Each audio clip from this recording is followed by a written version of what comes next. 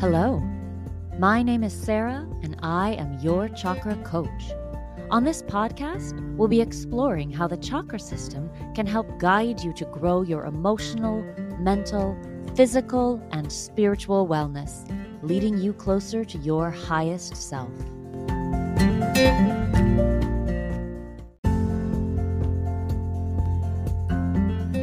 Before we get into this episode, I want to share something with you I found that might be helpful to you on your healing journey.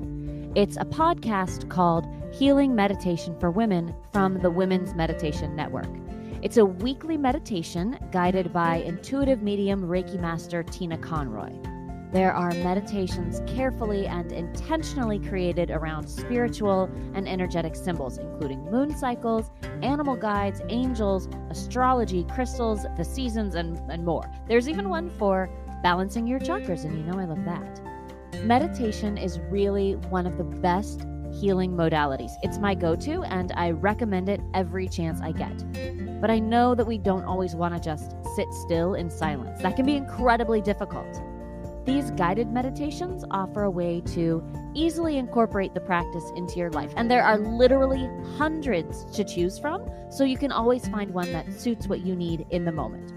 Plus, it's incredibly simple to just press play on the podcast episodes and spend a few minutes taking care of yourself. And the Healing Meditation for Women podcast is like getting a personal healing session for free. So just search for Healing Meditation for Women wherever you're listening to this podcast, follow it, and pick an episode to try today. It's simple, free, and healing. Hello. Welcome to your chakra coach. Thanks for being here. I hope you're well. Today's topic has been on my mind for a couple of months now as I find myself struggling to do the things I want to do or get done. Does that ever happen to you? You really want to do something, but you can't find the motivation, or you do things that seem to be in exact opposition to what you're trying to do. It's self-sabotage, the totally normal human habit of undermining yourself in things that are in your own best interest. Now, just because it's normal and literally everyone does it, that doesn't mean that we like it or that we want to just give up. So I set out to discover in myself and from a chakra, yoga, karmic point of view exactly why I was doing that and how I could stop. And today, I want to share with you the results of that journey and how you can use this philosophy as well if you find yourself doing something that seems to be against the thing you think you want. For starters, the most common thing people say in this situation is to have a strong why. And I'm all for that. I journal about my why all the time for clarity, for direction, to understand myself. We have to know why we want to do something, especially if the steps to doing it are challenging or out of our comfort zone. Because if we don't have a strong why, there's really no point. So why is really important. But what I found was that it just wasn't quite enough because the why was so intangible or something. It was this idea of the future that was great, but in the moment, it wasn't strong enough to propel me through the immediate moment of self-sabotage. And the issue with self-sabotage is that it takes you backward, away from what you're trying to do. And a lot of times, we don't even know why we're sabotaging ourselves, even as we think about why we don't want to. I think it's so sneaky. There are a couple reasons why we might engage in self-sabotage. The first is pretty obvious if we think about it, and that's protecting ourselves. Stopping yourself from working toward or reaching a goal will keep you from having to be uncomfortable. It protects you from failure. Because if you don't try, you can't fail. And then we can avoid those terrible feelings of not accomplishing our goals. But the feelings we have to self-sabotage are terrible as well, of feeling like we're not enough, that we don't deserve success or happiness or fulfillment, or that we need to stay in a relationship or job or situation that isn't good for us. We could also fear the actual success itself. Like, who do we have to be to reach our goals? What will our family and friends think? Will people still like us if we change into that person and get those things we want? If we're afraid of the change, then we'll sabotage ourselves to avoid having to find out if the new person we become is still lovable. Spoiler, she is. But that doesn't help our subconscious, the part of us that just wants to keep things the same because the status quo has kept us safe up to this point. One time that we might sabotage ourselves that really bears looking at is when we keep going with something even though we realize it isn't aligned with our values. Yes, yes, I know. I'm talking about values again. Have you ever realized that you were on the wrong path and you really felt like you were in a job or a relationship, but you just kept going because you felt like you'd already invested so much time and energy into it that you just had to stay? That's a form of self sabotage as well, even if you end up accomplishing the goal. So be on the lookout for that as well. It takes some self reflection, which is challenging sometimes, all the time. But by really understanding what we're doing and why we're doing it, where our energetic imbalances are, we have a much better chance of living a life we love rather than one that's been handed to us or that we're just settling for. In the yogic philosophy I learned, there are three types of self sabotage that relate to three chakras.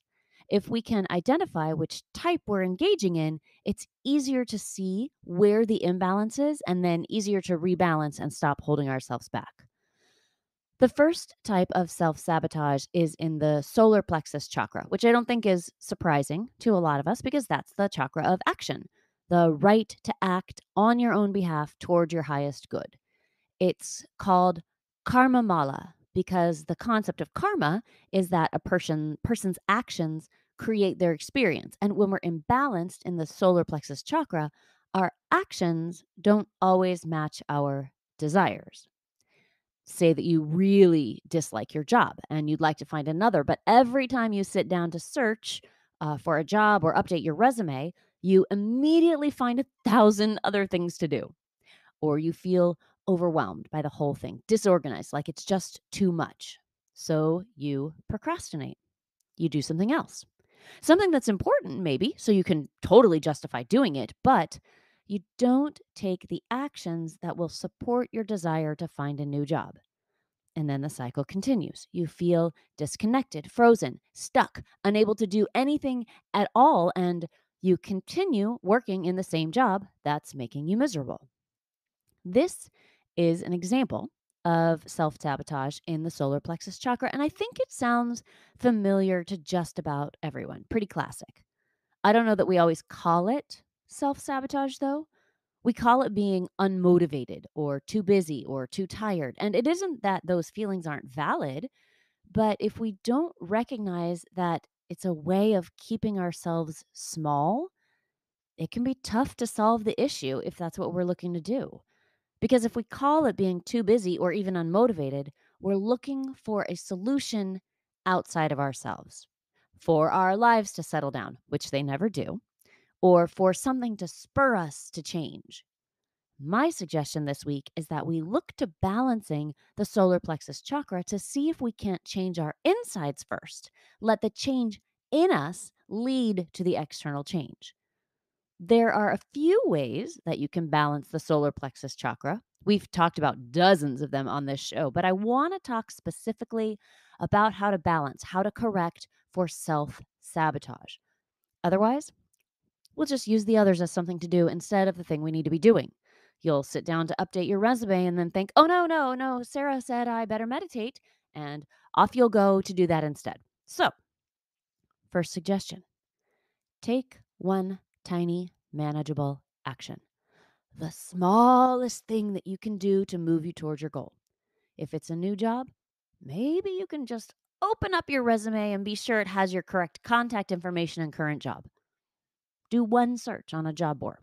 You don't have to apply, you just have to do the search. Anything that will start to energetically let your solar plexus chakra know that now we're taking action. We're not putting it off anymore.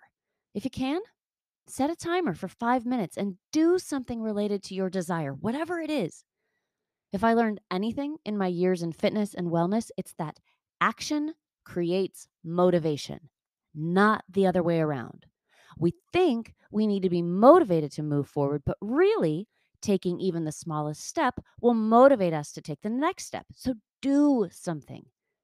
That's your first step in counteracting this type of self sabotage. The second is to find an accountability partner, a real one, not someone who will let you continue to make excuses. I have some great friends who want to motivate me, but they also don't want me to feel bad if I don't do what I said I would do. So they don't hold me accountable. They're not the partner I need in this situation. Find someone who won't support your excuses. Honestly, it's not always a great job for a partner or a friend. I mean, this is why people hire coaches for their lives, right? Because a third party isn't worried if they make you uncomfortable. That's their job. If you have someone in your life you trust to keep you on track who will say, this week you said you would do XYZ and you didn't. Let's talk about why and if you're telling yourself the truth about it. If you don't want to have that conversation with them, you'll do the thing to avoid the discomfort of it. This is why public announcements of a desire can sometimes be helpful. I definitely don't always recommend this, but say you announce that you want to run a 5K or something, and then all your friends and family keep asking you about your training, it'll be really awkward to tell them that you haven't been doing it. So I said karma mala seems obvious, but maybe that's only to me since I struggled with that type of imbalance for years. I'm very familiar with it. However, I've done a lot of work in my solar plexus chakra and rarely get caught up in karma mala anymore. Not never by any means, but a lot less. I also found that balancing this chakra helped relieve a lot of my anxiety because it gives a sense of control. And I learned that action can feel good, even if it feels scary at the same time. So, yes, this one feels pretty straightforward to me right now. But if it doesn't for you, all that means is maybe you have some work to do in this chakra. The second type of chakric yogic self sabotage is called avanamala, and it is a heart chakra imbalance. The heart chakra, as you may know, is the seat of our right to love and be loved.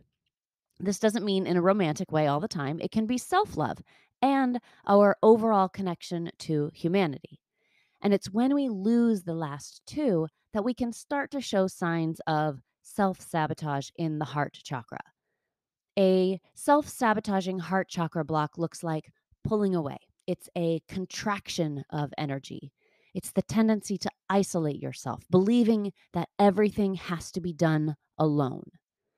This is really apparent when we're trying to reach goals or get something done or start a new habit. Whatever it is, we don't do it because we don't have support.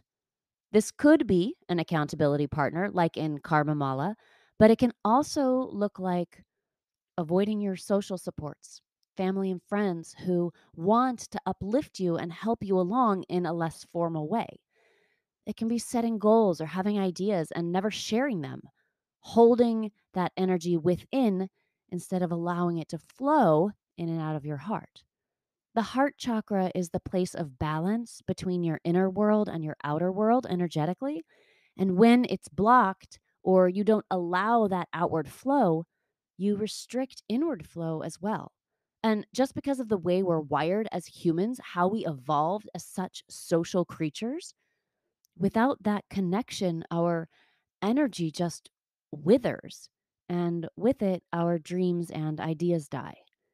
We can start to feel sorry for ourselves or start to think that everything comes so easily to others and not to us. It becomes a downward spiral where we don't love ourselves. And so we think we're unlovable. So we don't love ourselves, which just proves that we are unlovable and so on. And it really starts to feel true. So we don't do the things that a person who loves themselves does. And this becomes our heart's truth, which is something we talk about all the time, the heart's truth. But when we're imbalanced here, the truth as our heart sees it isn't the objective truth because it isn't the truth. I mean, that's so circular, but do you see what I mean about the downward spiral? We start to act against ourselves because we believe ourselves not worthy of love and connection and expansion. And we don't trust ourselves and we don't trust others, and our heart feels heavy and sad. This is Avanamala, and it's so hard to overcome because the solution is to be vulnerable. The way to heal our hearts is to open them. But our self-sabotaging self is convinced that if we do, we'll be hurt and we won't be able to handle that. That our already broken heart can't be repaired, and we should cut our losses and just live this way. Instead, the yogic tradition suggests that we take that risk, that we open up, knowing that hurt may come and accepting that, but knowing that the risk of not connecting is far worse than the risk of connecting.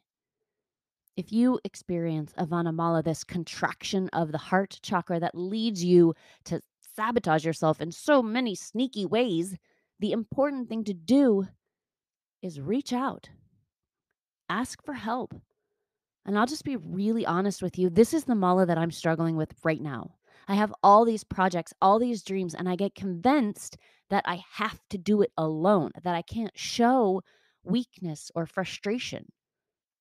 As women, I think we often feel that we have to be really strong and take on everyone's burdens as well as our own. And I know sometimes we don't mind. We want to help. We want to be there for our family and our friends. So sharing in another person's pain or difficulties isn't a problem. Now, I want you to remember how you feel about helping and supporting those people when I say this next thing. They want to support you too. They feel the same way you do. They want you to ask for help. They want you to share and be vulnerable. They want to see the real you, the messy, beautiful human that is you. And I know this because I know you want to see that version of the people you love too. It's so funny how we forget this. I forget it all the time. So if this is you, just let it sink in. And if you find yourself resisting the idea, try breathing into your heart chakra just to give it a little boost as it tries to open up again. It knows the real truth, and that is that we are all connected and want to be connected. And it's just all these stories that cover it up. And yes, there are going to be things your friends and family can't help you with, but almost always there is someone who can, even if there's a cost involved. I know that doesn't feel like genuine connection, but it is a form of asking for help, acknowledging that you can't go it alone. Obviously, we have to be judicious and mindful about how we spend our money, but if we're thoughtful, we can stop sabotaging ourselves by getting involved with groups. I mean, some are even free, like on Facebook or Instagram, groups or organizations or coaches or religious organizations or whatever.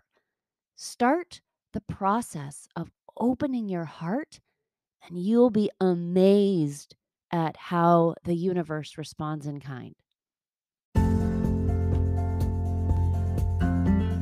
Do you have something to say that the world needs to hear?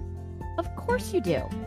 If you want to turn your ideas into a podcast, Spotify's got a platform that lets you make one super easily, then distribute it everywhere, and even earn a little money.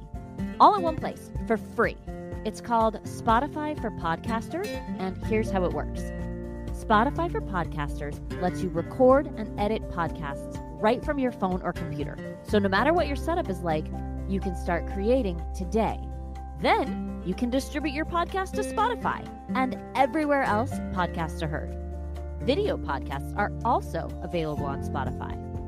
With Spotify for Podcasters, you can earn money in a variety of ways, including ads and podcast subscriptions. And best of all, it's totally free with no catch. I like it because it's easy to use and to get support when I need it. Download the Spotify for Podcasters app or go to www.spotify.com/podcasters to get started.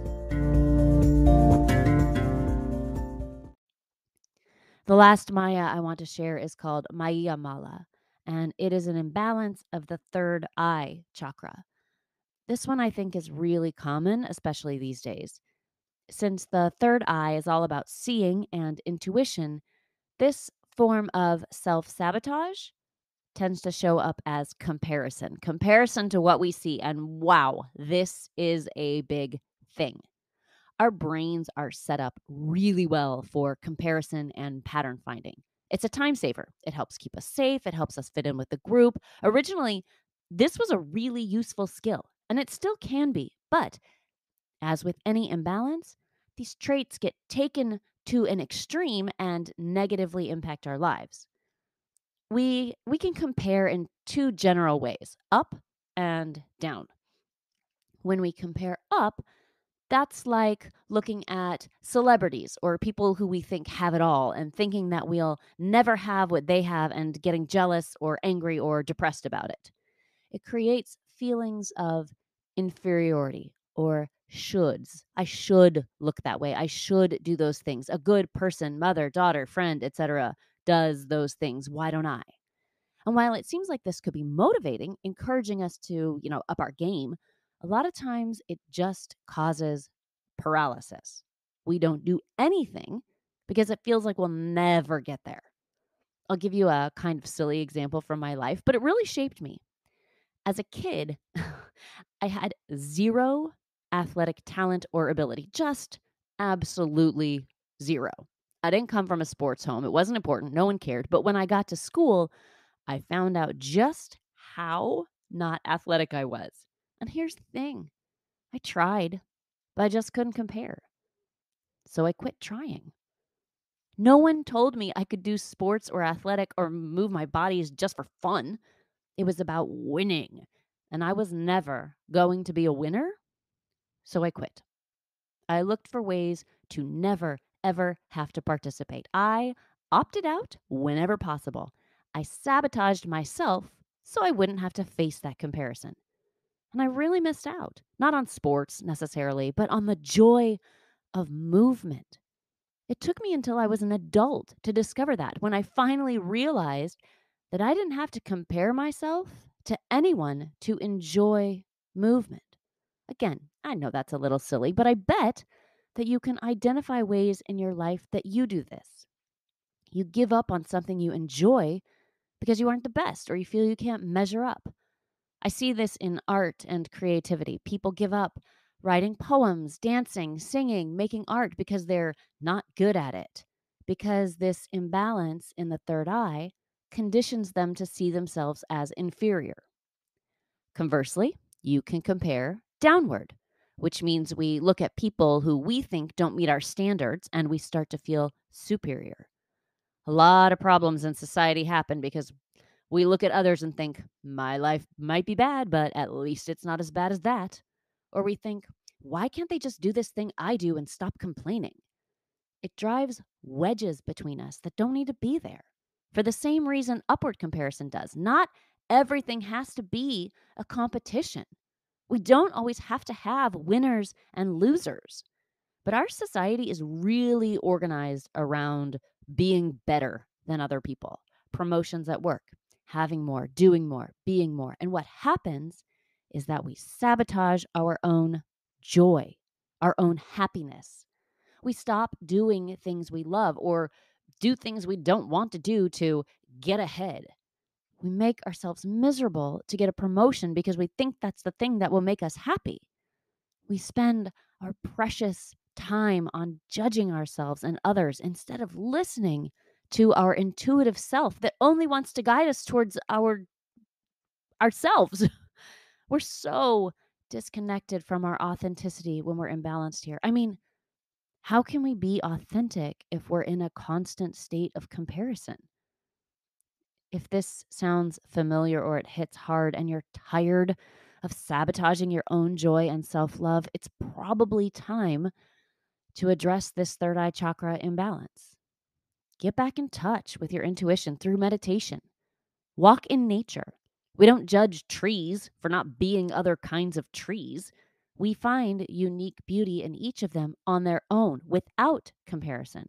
But when it comes to us, we can't stop comparing. Nature can help you feel grounded and appreciative. Notice when you're judging others and actively choose to show compassion instead.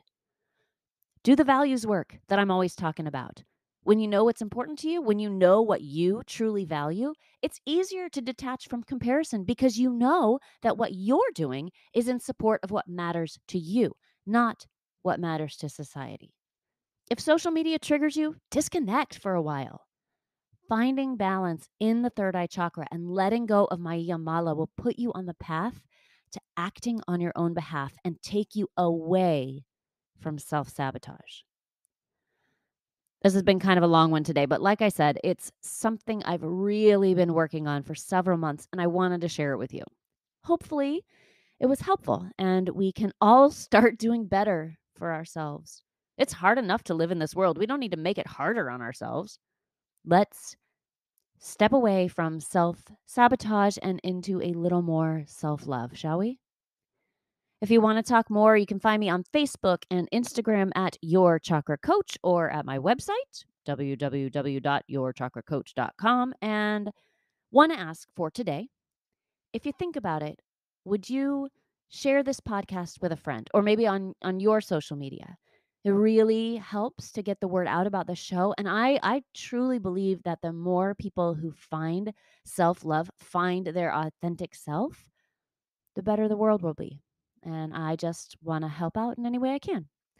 Have a great day, and we'll talk soon. Bye.